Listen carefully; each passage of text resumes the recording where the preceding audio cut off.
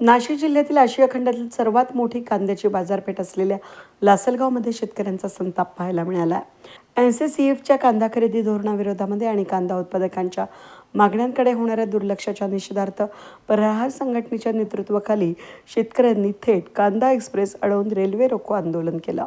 याबाबत सविस्तर वृत्त असं की प्रहार संघटनेचे नेते गणेश निंबाळकर यांच्या नेतृत्वाखाली कार्यकर्त्यांनी आणि शेतकऱ्यांनी आक्रमक भूमिका घेत लासलगावमध्ये कांदा घेऊन जाणारी ट्रेन अडवली. त्यामध्ये मध्य प्रदेशातून आणलेला आणि निकृष्ट सडलेला कांदा दिल्लीला पाठवला जात असल्याचा गंभीर आरोप आंदोलकांनी केला आहे. शेतकऱ्यांच्या घरामध्ये चांगल्या दर्जाचा कांदा पडून असताना सडलेला कांदा का खरेदी केला जातोय असा सवाल आंदोलकांनी NCCFच्या अधिकाऱ्यांना जागेवरच धारेवर धरले.